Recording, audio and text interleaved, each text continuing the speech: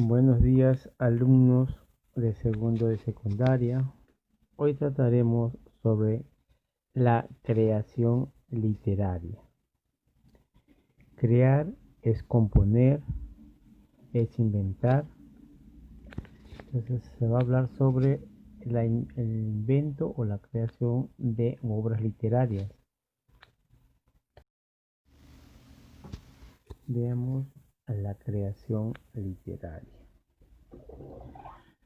Es un fenómeno que se produce en todas las culturas. En algunas solo se ha dado de manera oral, mientras que en otras se ha manifestado en forma escrita. Desde la antigüedad, el hombre se ha preocupado por descubrir los hilos que sostienen la obra artística.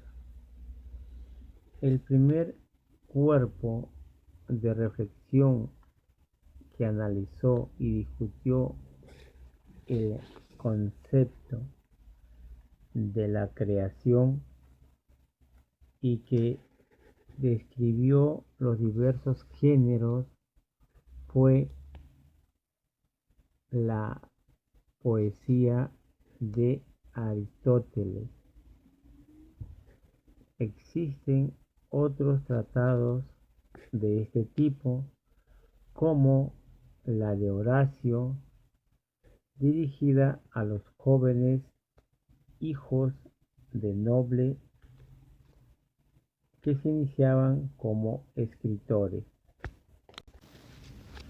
Aunque ni Aristóteles ni Horacio pretendían dictar reglas para la creación, sino meramente indagar la naturaleza de la misma. Las interpretaciones posteriores les adjudicaron dicha intención y así surgieron las perspectivas inspiradas en las ideas clásicas, como la de Boileau del último cuarto del siglo XVII en Francia, o como la de Luján en el siglo XVIII en España. Este tipo de tratado ya no se acepta hoy como la única interpretación posible de las realizaciones literarias, pero es por lo menos imprudente desconocerlo cuando uno intenta aventurarse en la creación literaria. Las letras modernas registran un fenómeno expresivo muy peculiar. Prácticamente cada autor crea sus propias reglas para configurar su universo artístico. Hay, sin duda, tendencias y gustos que agrupan bajo un mismo espíritu a los escritores de una época,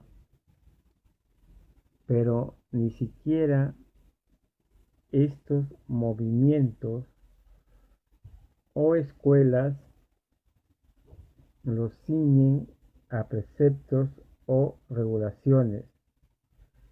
De ahí la dificultad que notan algunos lectores al enfrentarse con las obras actuales y tratar de interpretarlas. La literatura moderna exige del lector un deslinde de los elementos que el autor maneja, con el objeto de descubrir los principios en que éste se apoya para sostener su creación. El lector tiene que ser también creador. El crítico catalán José María Castellet señala muy claramente en el título de uno de sus libros de ensayos lo que caracteriza a la literatura contemporánea: se vive la hora del lector. ¿Qué es la creación literaria? La creación literaria es un acto lingüístico, un acto de expresión, de significación y de comunicación.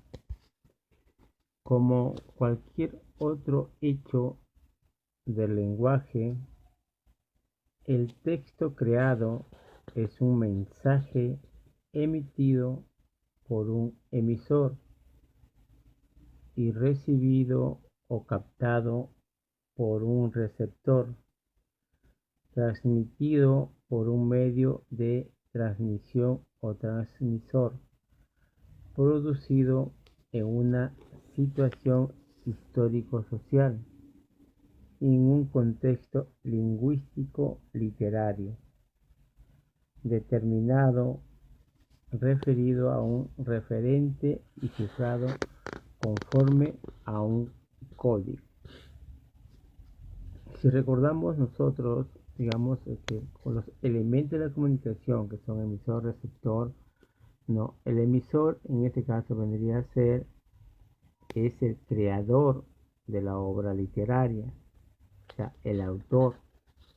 Cuando la obra ha sido compuesta por escrito, se le denomina escritor. Si escribe en verso y, sobre todo, en obras líricas, se le llama poeta y dramaturgo. En las obras dramáticas se le llama comediógrafo, si las obras teatrales son comedias. Si hubo un emisor, pues tiene que haber receptor. El receptor puede ser según el medio transmisor de la obra: lector si la lee y oyente si la oye directamente de labios del autor o indirectamente por un medio transmisor indirecto. El medio transmisor o transmisor viene a ser el canal, según las dos formas básicas de comunicación y expresión lingüística oral y escrita. Puede ser transmitida por medios indirectos auditivos, disco, cinta magnetofónica, radio, o de tipo gráfico, códice, libros, revistas, periódicos, pliego suelto, etc. Ahora bien, continuemos con la creación literaria. Ahora veamos el contexto de creación. El conocimiento del contexto de creación de la obra es sumamente importante para interpretarla y valorarla. El contexto está constituido por el conjunto de formas, temas y géneros y temas conforme a los cuales han sido creadas otras obras contemporáneas de la obra. El referente. El referente de la obra literaria es la realidad imaginaria por el autor. El código de la obra literaria es la lengua en la que él la ha creado, formas métricas, palabras muy escogidas y diversos recursos lingüísticos. Como vemos en la imagen, dice elementos de la comunicación. Está el emisor. El emisor viene a ser el hablante, o si hablamos de creación literaria viene a ser el escritor. El receptor viene a ser el oyente. En creación literaria viene a ser el lector. Código, mensaje, que es la obra, el canal según cómo llega al oyente y los referentes en qué lugar se está dando. En la siguiente dice emisor, receptor, mensaje y retroalimentación. Ahora veamos una retroalimentación. Las circunstancias históricas y el contexto lingüístico. Toda obra literaria nace en un determinado momento histórico en el que vive una clase de sociedad concreta. De esta forma, en el texto no solo aparece la personalidad del creador, sino que todo lo que la sociedad del momento añade a su manera de ver e interpretar las cosas. Por esto, cuando se estudia una obra literaria, no solo se atiende a la figura del escritor, sino al contexto histórico-social en el que fue parida. Peor, no solo estas circunstancias son imprescindibles para comprender una obra literaria, también es necesario conocer el contexto lingüístico del momento. Así, saber cuáles son los temas, géneros y formas imperantes en esa época ayudan a comprender mejor las obras literarias. La creación literaria depende de que un referente, una realidad ficticia, el emisor es el autor, transmisor, voz o libro, el receptor es el oyente o el lector. La situación y el contexto de creación, el código es la lengua literaria, la situación y contexto de recepción es el emisor. El emisor es el creador de la obra literaria, o sea, el autor. Veamos un claro ejemplo de lo que es creación literaria en El sueño del chef. El ganador del Premio Nobel de Literatura, Mario Vargas Llosa, escribió un artículo para el diario El País de España que titula El sueño del chef, donde narra la historia de Gastón Acurio Jaramillo, un joven y talentoso empresario peruano que un día decidió seguir sus sueños, que lo han convertido en uno de los impulsadores sociales y económicos del Perú. Muy pocas personas saben la historia del joven Gastón. Siendo hijo de un distinguido político y senador peruano, decide dejar de lado el sueño de su padre para él, para seguir su propio sueño, que lo ha transformado en el rey Midas de la gastronomía latinoamericana, porque lo que toca lo convierte en oro.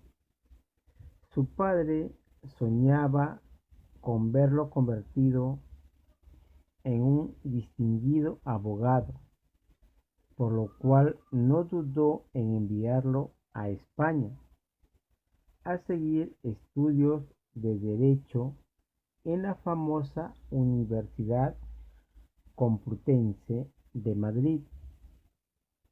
Sin embargo, el inquieto Gastón descubrió en Europa que no disfrutaba tanto de las leyes como cuando se entretenía experimentando con las comidas.